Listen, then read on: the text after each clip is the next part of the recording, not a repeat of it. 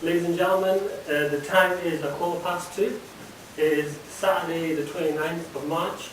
Welcome to another installment of Yasir Horizon Seekers. Now, we did the show before with another person. You watched it, didn't you? Yeah. Obviously, Hasib is one of our friends. Yeah. And we had some feedback from that show. We were talking to people about it, and we were trying to get their understanding of the show. There seems to be some sort of misconception that's been spread about the show. So before this show starts properly, I just want to make things a bit clear. This isn't an entertainment show. Okay, entertainment is a byproduct of this show. This isn't about motivation or inspiration. This isn't about having the best audio, having the best visual, or anything else like that. We can only do so much with what we have in terms of technology, in terms of time, resources. So this is the best we can do. Well, me personally, this is no reflection of my guest. I can only do the best I have with the things I have. And some people have been giving me feedback. I appreciate the feedback, but people have been saying to me, why don't you do this, why don't you do that? And I think they've missed the point. So I'm going to try and reiterate the point before we begin. Well, this show is about the person. It's about my guest. It's about getting to know them. It's about trying to understand the things that are going on in their minds and what they're trying to do in life.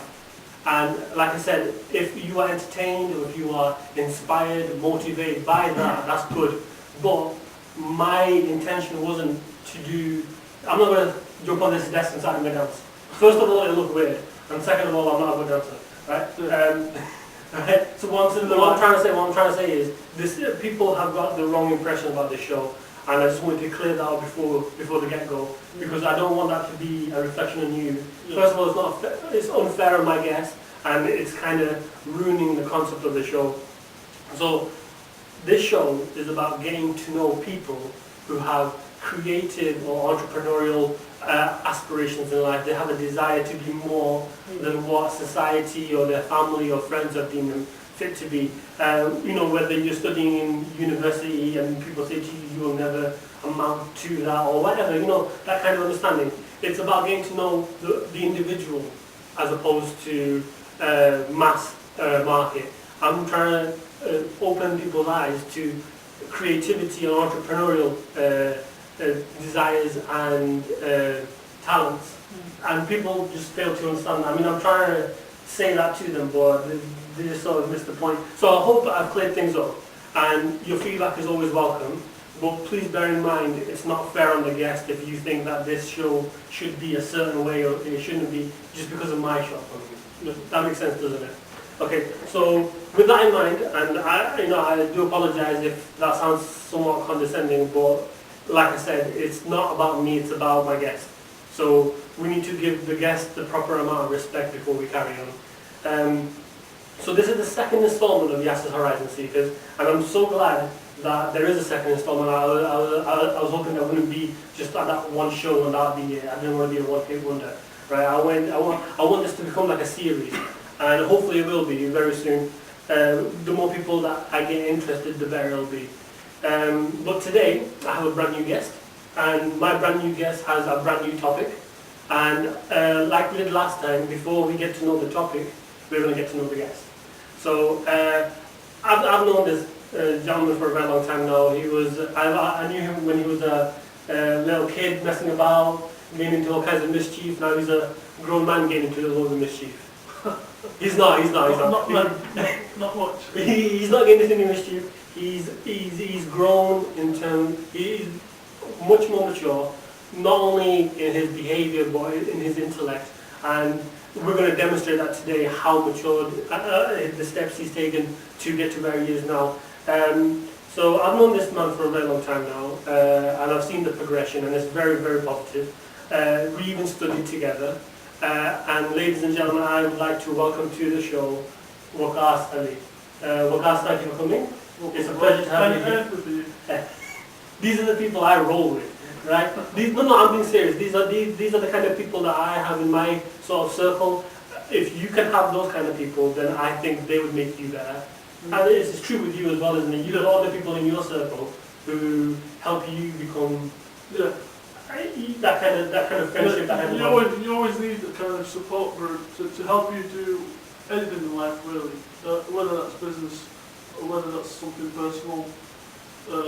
If you have a good support group, I feel that is one major strength that a person will have in his life that he should always use when available. Yeah. Because not only does it give you motivation, it also gives you emotional strength as well to carry on in achieving your goals and targets. Absolutely. And that's the kind of mentality that I want on this show. The people who know what's good in their life and they want to expand upon it in different ways. And I'm not looking for mediocre. We are not going for the average here. We're going for the dream. And that's the whole point of seeking those horizons. We're not content with the norm or what society has said. You will only be good at this. How do you know? It depends on the person's heart, the emotional state, and the surroundings and the atmosphere that they find themselves in. So Waqas, before you introduce your topic, why don't you tell the viewers a little bit about yourself? Right. So, my name is Yasir Hayat, I'm 25. I'm a business graduate from MMU University. I come from a very strong business influential family, which has helped me in going towards the path that I have chosen for myself. That's it really. I'll keep it short and simple. That's always been my style. You will come to know that businessmen, when put on the spot, can't really talk much about themselves unless of course it's about the product. Yeah. Because they're very product orientated. But hopefully today we're going to get some more info out of you as opposed to your product. It's just sometimes it's when you are put on the spot, your mind just freezes. Well, his mind is not an ice cube. I can see his mind is like a compact reactor, and the way you can see his cognitive patterns sort of emerge, you begin to understand that this isn't like an ordinary. You know how they say your children will always be a carbon copy of you, but more. Yeah. So your dad is obviously a businessman, but you are the next generation of businessmen. Okay. And I think that the coming generations will use your template as a standard and expand upon that. And that's the way of the world. The people that come after you will always be you, but to a better degree. So you are a better degree of where your father's side out. In terms of your work ethic and in terms of your ideals. Would you say that, or am I just barking the wrong tree? I can't speak for myself, but how I see my father as a very hard worker, very passionate about what he does, whether that's business or social work. And for me, my father is a big role model. So if I could be half the man he is, then I would still feel myself a successful person. Yeah, and obviously his father's personality is definitely prevalent within him. I mean, you can see it, the way he talks, the way he behaves, the way he's known in his area or in society. You will get to know that the family are a certain way, and what your father exhibits is the same sort of nature that you exhibit. Well, because to a degree. We are carbon copies of our parents. Whether it's facially or physically or socially, we always take what our elders teach us and we reuse it in our own degree. And hopefully in the future, our kids will also sort of exhibit the same sort of personality as we do, but they'll do it their way. Yeah. And that's true with anything in life. So that's brilliant. Thank you, Waqas. What topic have you got for us today? So today, what topic I want to cover is entrepreneurialism. Okay, so entrepreneurship. Obviously, this topic itself is very sort of dear to you, isn't it? Yeah. And it means something to you because you practice this every day of your life, isn't it? Yeah. So it's always been the goal, the number one goal. Yeah. You know, to one day go into a business, and not just any business. You know, a business that I hold dear to. I hold dear to myself. Yeah. But I want to one day, inshallah, grow into a worldwide phenomenon. Why not? And then everyone has doubted you or laughed at you when they said that. That just fueled the flame, hasn't it? Yeah. You get two types of motivation, I feel. You get your positive motivation from people who say you're doing a great job, keep it up. And then your negative motivation from people who say to you, you know, you're silly, this business idea is not going to work, this is tough, how many people are doing this? Yeah. And you know, other negative comments such as that. And you've just got to turn a negative into a positive. And that's what I feel. The positives aren't always from the family, are they? Sometimes the negative are from the family. Sometimes the positive are from the friends. Sometimes the positives are from strangers. It's not going to be every time that people agree with you. Yeah. There are always going to be people who disagree with you. You see this in programs such as Dragon's Den, where they have fought some businessmen who have come to pitch their ideas are not good enough, and then we've seen them businessmen go on to become successful. Absolutely. Without the dragon's help. Exactly. So it's got nothing to do with people thinking. Yeah. It's something, in my opinion, it's something you can't really judge.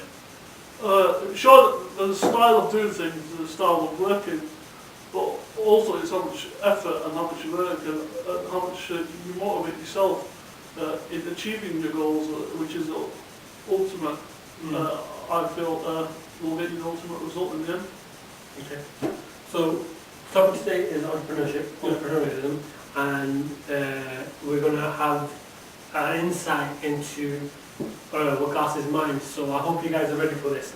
Okay, so let's just get started. Waqas, what do you think is the best definition of entrepreneurship or entrepreneurialism? What do you think best describes your topic? There have been many different types of descriptions of entrepreneurship. Like in uni, what they used to say in uni is it's someone who's business orientated, you know, and starts his business from scratch. But I feel it's probably more than that, because it's also someone who's it's an ambition.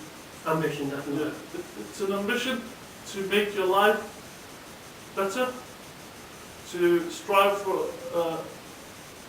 a better work life, better professional, personal life. I like the word you used there. You said strive.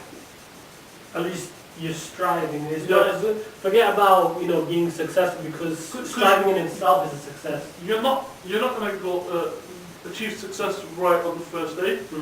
It's something that you have to keep working at. Sometimes they may not come in the first year. They may not even come in the second year. You may have to struggle a number of years before you actually see some fruits of your labour. I mean, people have always criticised me, saying, what makes you think you're going to get anywhere? And it sounds kind of cliched now, but how many times did it take Thomas Edison to make the light bulb? And how many times was he put down for it? Every day he was ridiculed. Every day he was besmirched. For what? For making the world a better place. So it just goes to show that there will always be the doubters, the haters, and the people who just don't want to see you succeed. Not because they themselves are a success, but because they just, they don't like progress. They don't like people who strive. And I feel today society we've become so accustomed to following a standard 9-to-5 job. Everything is done in a procedure. Yeah. You wake up at 8 o'clock, you get ready, you have your breakfast, or you do your morning exercise, whatever your daily ritual is. Yeah. You get off to work. You're there till 5 o'clock, or even later in some cases. You can do some overtime for some extra money, whatever. Yeah. And then, when you finish work, you come home, and you're still doing you're still following the The pattern. ritual is still continuing, Yeah, isn't it? you have your tea, you'll either watch TV, if you're young, you'll either play computer games or go out with your friends. Yeah, And basically, that is our basic life. that is life, yeah. And whenever someone is always going to step out of it, When they break from the norm. break from the normal and do Yeah. something different, and strive to even if they strive to do something that's a business that's completely different from what everyone else in the community is doing. Some people might have shops, Yeah. some people might have restaurants, some people might have taxi bases, and they'll find them kind of businesses to be the norm. Mm-hmm. So when you, for example, choose a complete different industry, it kind of shocks them because they don't know what the success rate. They don't know how what the basic functions are of that business. So they'll get some people that will say, I hope you succeed. What you're doing is something different, something good. But then you'll get some people that will say, oh, you're not Bill Gates. You won't be able to. You won't be able to make an IT business. Because Bill Gates was born a billionaire, wasn't he? He kind of woke up and he didn't do any hard work. So it was given to him in a platter, wasn't it? So he's not a genius, is he? So Bill Gates, interesting thing about Bill Gates is that he was born in a well-off family. From what I've read, I think his father was a solicitor or something like that. Well, he was some kind of professional and he was making a decent living, so it's not like Bill Gates was struggling. But Bill Gates started his business,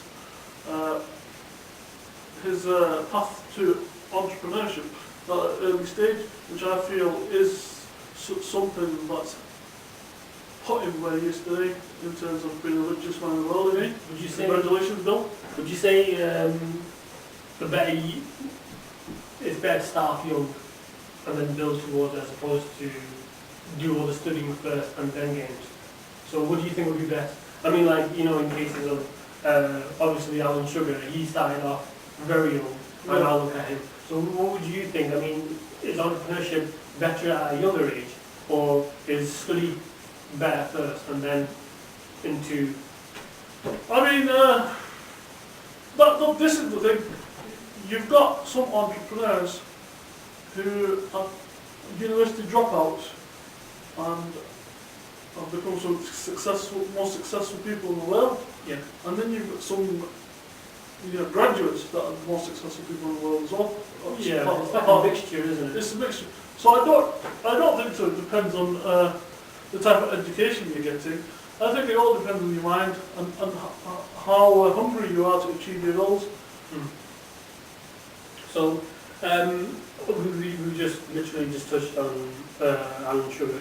There are many well-known entrepreneurs out there, like Lord Alan Sugar or Peter Jones from the Dragon's Den, you mentioned before. In terms of entrepreneurs that we've got, what sort of people do you get your inspiration, your knowledge from? I'm always reading about business stories of successful people. So sometimes I'll read Bill Gates, sometimes I'll read Larry Olsen, sometimes I'll read Mark Cuban. I'll even read Lorenzo Ferretti, the UFC owner. Fertitta, sorry. I'm a fan, so I know. I'm not a hardcore fan. He's not a hardcore fan. But also there's Frank Fertitta, there's Lorenzo Fertitta the third. And they're the one that... And then there's Dana White, who initially told him to buy it. Yeah. From what I've read. Yeah. Right. And then you've got even like when we were young kids, what was the one thing that we watched the most? WWE. Yeah. Oh, you mean Vince McMahon? Vince McMahon. He's a very clever businessman. He found a way. How he took his father's business. He didn't inherit it. He bought it off his father. Yeah. And made it into a worldwide phenomenon that it is today. I mean, people when they see wrestling, some people still think it's a sport. Yeah. It is kinda. It is kind of a sport, but it's also storytelling. Definitely, it's like a soap opera. Yeah. So like, but obviously there's very With action. cheeky- It's like very- an action soap Everyone, opera. you know, the way you settle a dispute, you have a fight. Or even just for friends, you know, friends have fights as well. So Yeah. it's just about, that's why it's called entertainment, it's not called federation anymore. No, Because first of all, they lost the licensing, and second of all, because that's what it is, it's not about, I mean, we've all seen the film Wrestler, and yeah. that was a very, very stark sort of image into the lives of wrestlers. And I don't know many wrestlers myself, but it's a hard hustle. Yeah. It's a very, I mean, technically speaking, they're entrepreneurs as well, aren't they? Their bodies is their business, Yeah. and they put their bodies through so much. So much. But in terms of Vince McMahon, I mean, look what he did. In Yeah. terms of even Lord Alan Sugar working from the back of a van Yeah. to owning Amstrad. Like, even with the case of Bernie Eccleston, when I read his story, he started off like selling things in his school, like I think it was pencils, stuff like that, I remember for the children. I remember doing that myself. And you know, that's where his business struggle started, and now he's the boss of F1, Right. one of the biggest sports in the world. Well, there you go. And I mean, doesn't that just confirm Yeah. that if you start early, the entrepreneurship, it's like a seed, it grows within you, and as you grow, it grows.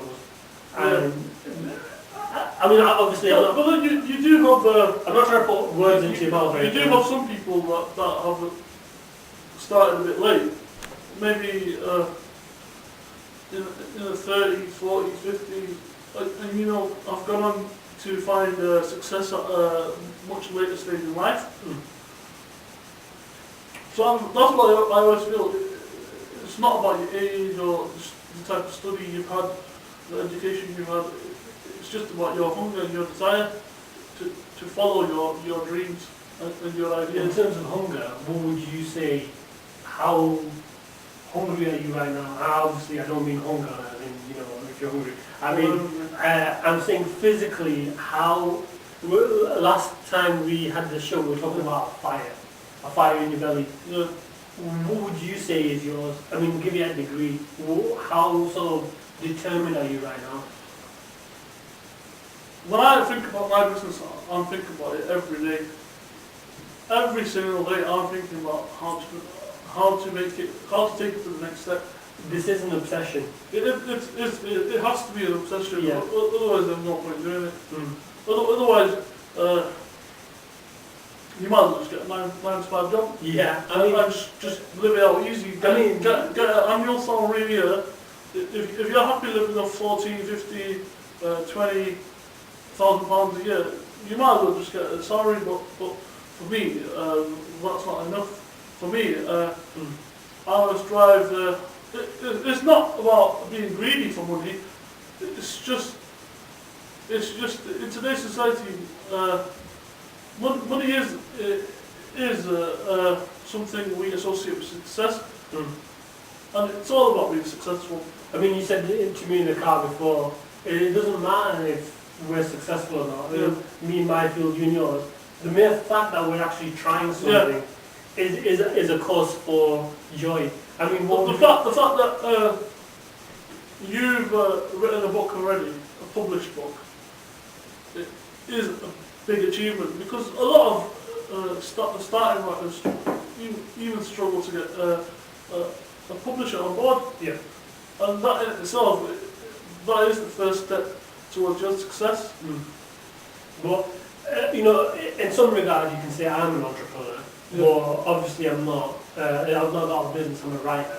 But writing is your business. That's the thing. I'm consider me more of an entertainer as opposed to any sort of... Entertainment is one of the biggest businesses. It is one of the biggest businesses, but in terms of a product, yeah, the book is the product. Yeah. But when we associate entrepreneurship, we don't really consider a writer to be a businessman. He's just a public face, isn't he? Whereas in your case, you are actually a full-blown entrepreneur. You are the epitome of entrepreneurship. In the sense that you just said to me a second ago, you think about it day and night. This is the last thing you think about before you go to sleep, and it's the first thing on your mind when you wake up. And that is the hunger we're talking about, and you know you are driven. You were driven by this desire to succeed, aren't you? Yeah. And that's the kind of fire that we were talking about last time. I'll give you an example. One of the things I think about is the next product that I want to introduce into the market under my brand, which is t-shirts and polo shirts. So I'm always calculating, you know, if I sell them for this much, I can make this work, and then from there I can invest into these products, expand my business. I could advertise here, advertise there. You know, I can get this on board, I can do this, I can do that. So it's always it's a constant branching out into you know, other goals and targets. Yeah. It's like a 3D flow diagram. You know when we used to do flow diagrams? It's like a 3D flow diagram that's in your brain, and it expands out like a tree with all these different leaves and branches, and they go in different directions, and they all trickle down into different areas. But your main foundation has always been the same. It's always been your desire to become more. It's like, I'll give you an example. It's like the Roman Empire. Rome is the centre, but still, they always wanted to expand. Yeah, and they did. And they did. Their let's say called products still exist today. Yeah. You use them every day. Yeah, you know, the roads and everything. The roads, the libraries, the universities. The military aspect of it. Everything. Democracy. The voting. Everything. Well, they got that from the Greeks, didn't they? But in terms of what they achieved, as in, I mean, it was an empire. It was huge, and you know, they've got their criticisms and they've got their achievements. But at the end of the day, we're still talking about it. They remembered, and if they remembered, there's a reason why they remembered, isn't there? So obviously, you got your business. And this isn't a business as in this is a part-time mess about. This is your empire. This is my empire. You are Rome. I am Rome. He is Julius Caesar. Okay? Don't flex or anything. Alright? So, destruction, sorry. It's just his fantastic attitude towards life that makes him see his business in other ways that most people wouldn't. And that's the kind of philosophy and the people that I like to have on my show. And this is why the show is here. Now, you've studied business, not just at university beforehand, but you are in fact a university graduate. You know, I just wanted to ask, you know, was owning this business sort of like a childhood dream of yours? Or did you just want to go out there and make a name? Both, really. Okay. I mean, we all have dreams, aspirations. And with those dreams, we want to achieve something. So the dream was to start a business, but the goal now is to leave my mark on the world. Right. I like the way. So it's not just a matter of. I mean, obviously, it became a different form. It's like a butterfly coming out of a cocoon. So before it was a dream of yours, but now it's much more than just a dream. It's a reality. Yeah. But it's a reality that you want to see developed. You know, obviously, the first dream was to start a business. When that dream was realised, the next dream was to get a product out there. And now the product's not there. The next dream is to sell and then reinvest and then make new products. Sell, reinvest, make new products. Yeah, exactly. It's a cycle like that. But it's not just as it's not as dull sounding as just sell, reinvest, sell. It's also making your own personal net worth as well. Yeah. Growing your own character, growing your own product, growing your own brand into the next big fashion brand. Because my target is to become hopefully bigger or as big as Armani, Versace, Ralph Lauren, Calvin Klein, and all the likes. And as soon as you That's said that, that's who I want to challenge. Because if you look at it, let's talk about UFC. Go on. If I was a UFC fighter, to be be inducted into the Hall of UFC, Hall of Fame of the UFC, the first step towards that would be winning my fights and challenging for the title and becoming a champion. Because for a very long time as well. Yeah, because you're not going to get recognised unless you're not unless you're a superb contender who never won it. And yeah, there's always that as well. There's always that, but then, like in terms of we know Anderson Silva and George St. Pierre will be future Hall of Famers. Yeah, definitely. Because of their long title streaks. I mean, the pure dominance of the whole divisions. Their exploits before they became champion were well known throughout the world of MMA, and UFC only solidified that. Yeah. So your exploits in the world of business are well known throughout society. So they'll be solidified upon monument of your. So here's an example. So I'm a UFC fighter. I'm always gonna try increasing my rank to one day challenge for the title. And when I do get that chance to challenge for the title, believe you me, I will go out and give it my best. If I can win that title, then that'll be the happiest day of my life. If I can't win it, obviously I'll go back to the drawing board and come back up to challenge for it again. But it's a different sort of battleground, isn't it? With yours, because you can't really lose. You can't really lose a fight. Or either you'll get known or you won't get known. So that's not really losing, because there's always ways of coming back for us. For people like me and you, we can try, and there will never be a cut-off point. But we only have to win once, don't we?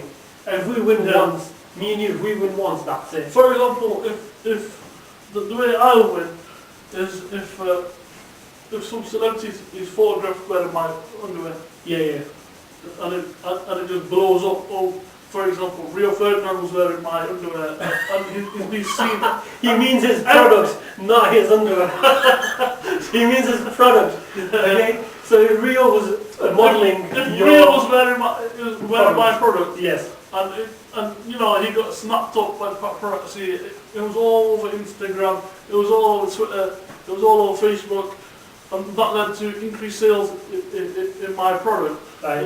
If Emperor became the dark horse of Rio's passion, right? Then obviously, but that's what I'm saying. Me and you, we only need to win once. Yeah. And then that's it. We've made our name, and once we've made that name, that's it. We can trickle into all the different aspects. It's like basically an example. It's like, when you're meeting someone new, with me, this is always the case, when I'm meeting someone new, even when I'm at uni, I used to think, what a weirdo. Who the hell is this? Why are you talking to me? Yeah, it's the same thing in business. When you make a new product, when you approach buyers, wholesalers or whatever, first, they're not gonna happily just take it from you. They obviously want to see why should I take this product? The same way how I thought, why should I be your friend? I've got to see some qualities. When those qualities have been displayed, you've taken a liking to that person, just like a customer would take a liking to your product.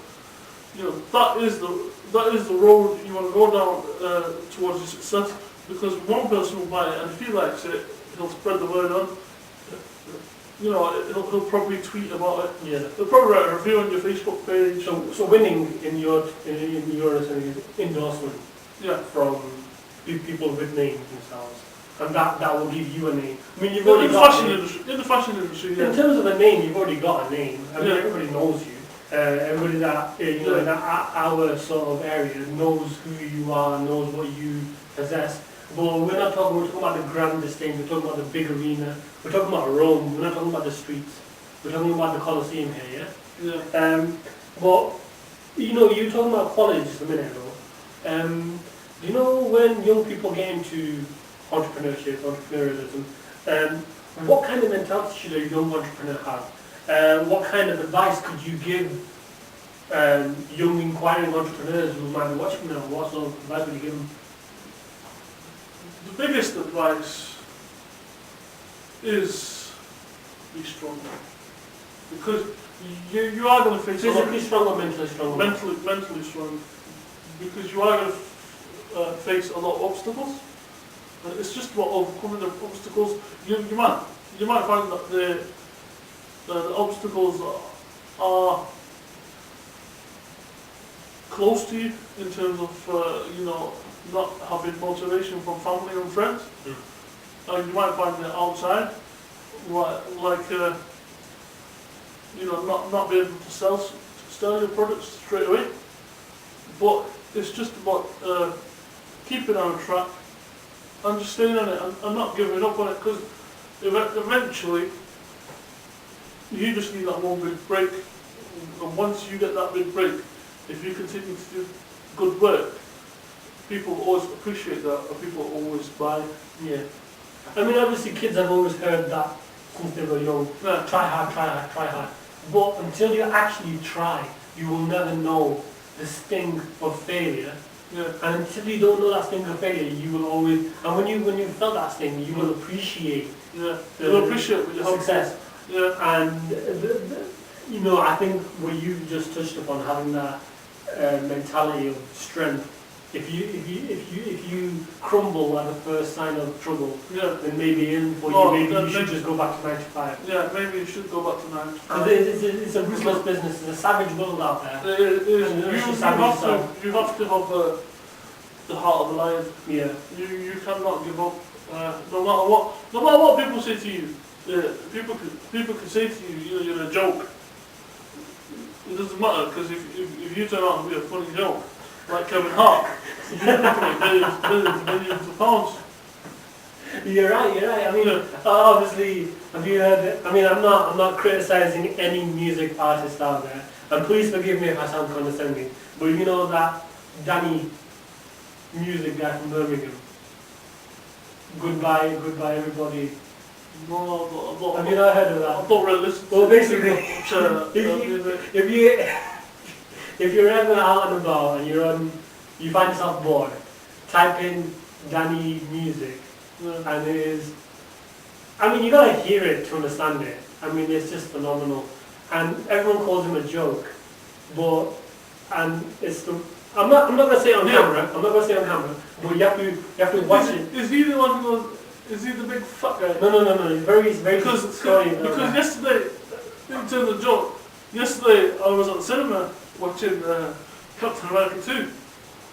And when the trailers start, so I was watching the trailer, and they've got this big fat guy, he's being escorted by prison guards, he's in the orange jumpsuit. Yeah. All the rest of the prisoners have been made to lie down on the ground, because this is some big criminal. Alright. And he's got a bag over his head, and he's breathing like a sadistic murderer. And I thought, what the hell? And then, they've got his lawyer is waiting for him, in the interview room, with the glass beams and everything. And the prison guard takes off the bag off his head. It would have been better if he left it on, because it was really ugly.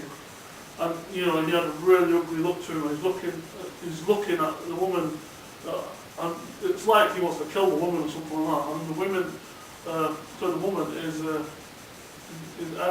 just asks him the question, "How are you?" And then he just bursts out into music. It was absolutely funny. And then it was an EE advertised. And then they showed the original video that made that guy famous. To the point where EE have now got him in advertised. Right. So if you are a big joke, you will get known. Hopefully you'll get known and you'll make a lot of money out of it. But if you are ever bored with us, I wouldn't strongly advise it, because it will leave a stain in your brain. But if you're ever bored and you just want to, if you're feeling a bit curious, type in Danny music from Birmingham. Brilliant stuff. And it's called Goodbye. But we'll carry on with what we're talking about. Now, you are the sole proprietor of Emperor Fashion. It is a clothing line that you start from scratch. And what I want to ask is, what made you want to take a big step into the world of fashion? Well, one of the big influences in my life was my father's manufacturing business, and he was always manufacturing clothing for big brands back in the 90s and 80s, and still now to this day he does manufacture for some big wholesalers. So I just wanted to take that to the next level with my own brand, and write a story for myself. Yeah. Down business lane. I mean, it doesn't get much more simpler than that. Yeah. I mean, you obviously had a dream, you've realised the dream, and now you're doing everything you can in order to expand upon it. And let's be honest, Waqas, we've succeeded. We might not have succeeded in the sense that where we dream of being, but in terms of actually doing something. We've hit stage one. There's other people who will sit in their bed every night and wish for a better life and not get it because they're too busy in their 9 to 5, in their 12 to 10.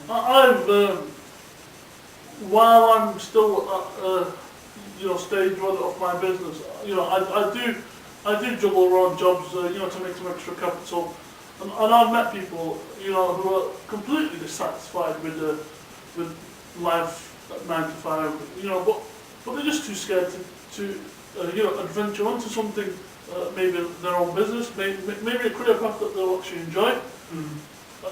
That's one of the things that I find a bit. It's not always scared. Upsetting, in terms of because life is short, so you should just chase your dreams. But here's the thing, that's one that you can justify by saying they're scared, they might not have the financial means, they might have families to support, that's why they can't do it. But there's other people who are just lazy, who just cannot be bothered. They complain upon it. You see people that have the ability to do things, and they've done things to a medium level, to a far greater level than we are currently. Yeah. And they can't achieve more, but they're just lazy. They just don't want to take that next step because one of the things is in business, don't get comfortable. That is the mind killer. I mean, it is with anything in life. Yeah. If your first goal was to earn £5,000 a month, let's say, so what would that be for the year? We're doing some minor calculations. So you 60. If you're happy that when you start your business, if you're within the first few years earning £60,000 on average, you're happy with that. You shouldn't just keep it at that. If you understand me, there should be a new goal to turn that £60,000 into £600,000. I mean, obviously, £600,000 into £6 million, and just always constantly develop your business, grow your business, find maybe new products to sell, maybe a new geographic location. Yeah. I mean, obviously, on success, people can become. Have you thought about going national instead of going international? People, when they hit success, become very lackadaisical. Once they become the entrepreneur, the big timer, they think that's it. Yeah. And then that's what their business suffers. Not everyone will have the same goals as me. My goal is to one day have a $1 billion business. I want Emperor to be as big as Amani. I want it to make as much money as Amani, but more. I want to be the next Giorgio Armani. But you'll have some people that will be happy if their business is, even doing 10% of what Giorgio Armani's doing. Yeah, and even like you said before, success isn't measured by income, is it? It's about what you put in and what you get out. So how do you work with that prospects? And as simple as that, I mean, what is money but a byproduct of personal realization, personal success? So ever since you began, I mean, let's face it, this is just one huge project, and every element that you introduced to this project of yours, it's become another project again and again and again. So ever since you began this huge project, this ever-changing project, you sort of faced problems. Just give us a small rundown of what sort of problems, whether it be support, money or resources, what sort of problems did you come across? Well, after assessing my first year in operation, my biggest weakness at the moment is investment. I have invested most of the money that I could have invested. You know, if I had more, I'd invest more. If I had more, I could have, done more with my brand in terms of advertising, in terms of getting the word out there. At the moment, I'm just doing little things. You know, Facebook posts, Twitter posts, Instagram pictures. I'm making a footprint on social media, but also I need to make a footprint outside of the internet. So like billboard advertising. Yeah. So people always seeing my product. So people start talking. So people start talking about my product, and people be interested in my product grows. Yeah. I mean, it is a brand in the end of the day. Yeah. But how do brands get known is by people. It's not. Yeah. It's not by internet. It's not about. It's literally Every brand has its fan following. word of mouth. Word of mouth. Have you heard of this? Have you heard of that? No, I've not. Tell me about it. And then it precipitates it into the internet. Yeah. So, but at the base level, it has always been, and I think always will be, word of mouth. People who know or are in the know about certain things. Following on from that, now that you're wiser, you're stronger, you've got a better mind of it now, you've seen the problems. If you were to start again, let's say you give me a clean slate, Waqas, here you go again. Here's all your money back, okay, here's all your problems gone away, start Emperor again. What would you do differently in hindsight, that if you had the chance? I would probably start with a different product instead of doing. Right. I'd probably start with t-shirts and polo shirts. T-shirts definitely, because t-shirts are more easier to advertise in terms of, if I was running it right now, it would have been advertising. And I have been asking for your t-shirts for a while now. Yeah. It's just hopefully we are aiming for them to come in soon. We are talking with a lot of manufacturers. Just get in final prices, something that I can afford. Finding a good manufacturer that I can develop a business relationship with. I can continue working on it in the future as well. So hopefully, when we get these, hopefully come back on the show and talk about, how my business is growing since this day, and hopefully how Yasir's helped me.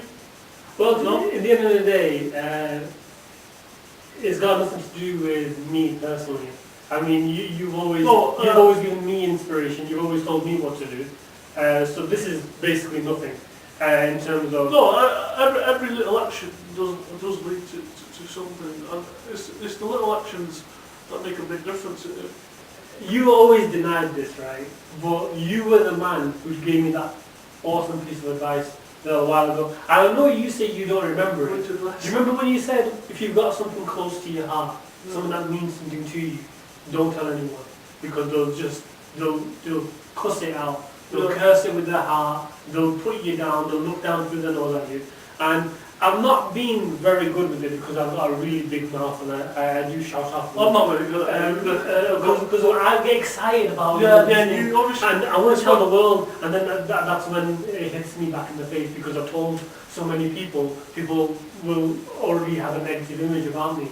But it's like when I first started Emperor, and I was telling people I'm getting this proud of me. When it comes, I've got your support. Yeah. And they were all thumbs up, yeah, don't worry. I heard that one. 300 pairs for me, please. I heard that one before. But when the product comes, then people, money worries, sorry, not got time. I've just bought all the underwear that I need. Yeah. And stuff like that. I mean, it's not it's not like it's ridiculously expensive. Sure, it's a designer brand. Yeah. I've given it a designer brand price. It's a very niche market you aim for. Yeah, it's a very niche market. It's a very difficult market to tap. But everything is difficult in life. How do you university exams? They were. I mean, for some people, obviously, it was easy, but Yeah, but then people are the ones who have, for day and night, just revised, and just remembered and my word mind for was, word what they've I was too busy dreaming. read. When they were revising, I was too busy dreaming about. I've never revised for the exam in my life. And I was too busy thinking about my aspirations, my programs, my projects. So that's why I didn't do so well. So yeah, I found the exams very hard. Yeah, and those people, they will find success as a manager, but it's not their business. So, you know, what do you want to do in life? You know, do you want to Do you want to be the master, or do you want to be the slave? I mean, to some degree, we can't escape that, can we? Though I mean, in this day and age, I mean, starting a business from scratch is incredibly risky. Yeah. More expansion, like what you're trying to do now, is even more of a precipice. I mean, when we even think about something new, there's so many what ifs, there's so many don't do's. But now that we're here, there's so many more. You know, there's so many more obstacles and risks. So I'll tell you, when you talk about, I interviewed for How to Be a Billionaire. I think the billionaire's name was Nitin Jain, an Indian businessman, and he was saying, if you're not dreaming big for business, you shouldn't be in business. Yeah. Because when people ask me what I'm doing, I will tell them I'm mining the moon. And when they say to me that's ridiculous, I want to say exactly, that's big money. What do? Write apps to Apple? What a joke.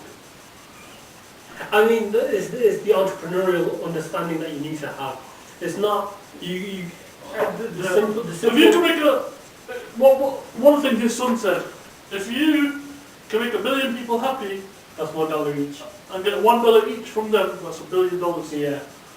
I mean, obviously, like we said before, you are your parents' carbon copy to another degree, Yeah. and that billionaire's children are him, but multiplied by They- whatever. They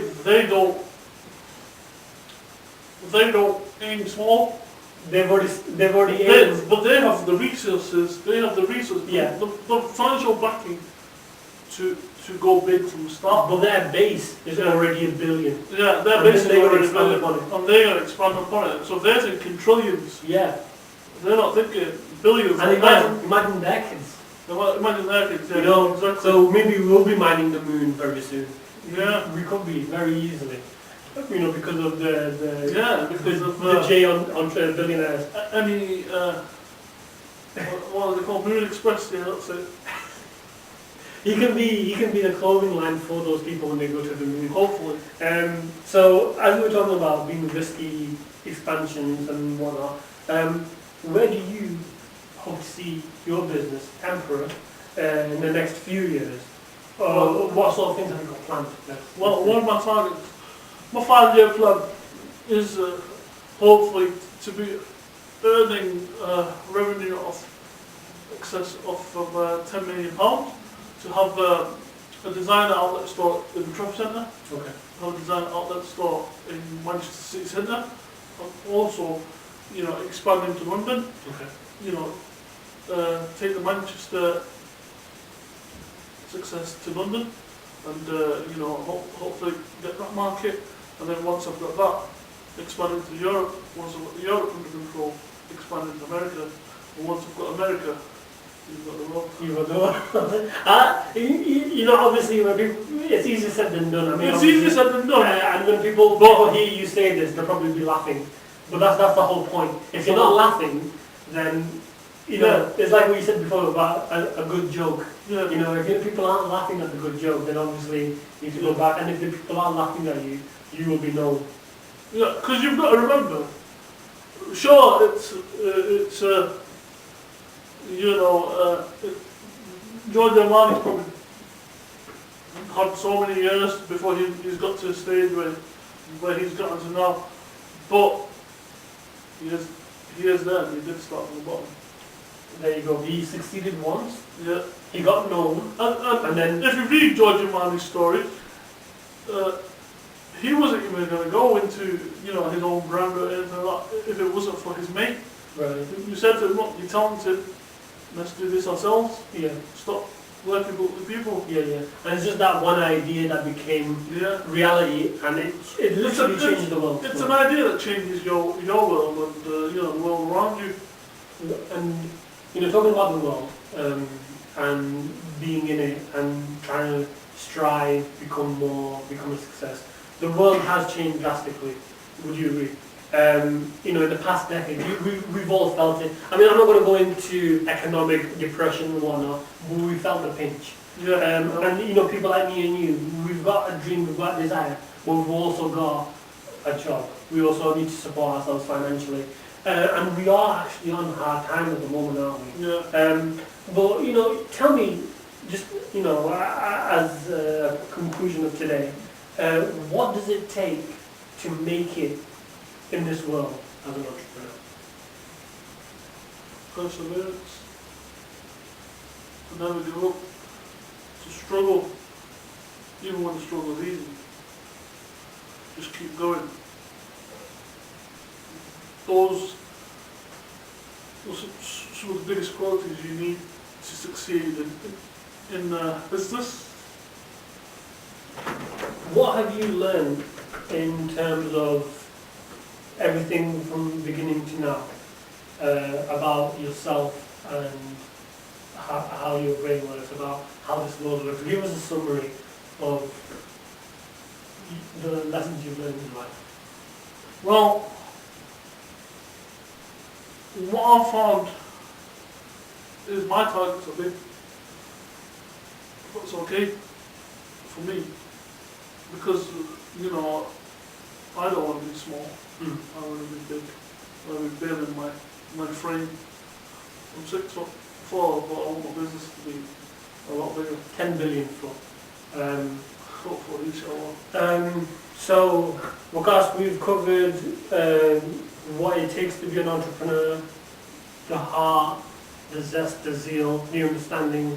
We know what inspiration is, and we know that we are carbon copies of the people that came before us, but we are also illuminated by other people's struggles, other people who have been where we've been, and they are well known throughout this world for their products, their business ideas, and we've got to know you as a person. Now, ladies and gentlemen, we have come to an end of the show, but as I said to you last time, this show isn't about entertainment, it's about my good friend Waqas Ali. It's about getting to know you and what you've been through. I want you to support him, okay? I want you to go out, shake his hand, talk to him, and find out what it is about you that is better or more special than your average bog standard 9-to-5er. You know, this show is about people who aren't content with the drudgery of life. You know, it's about seeking those horizons. And because you are a horizon seeker, you are seeking your horizons.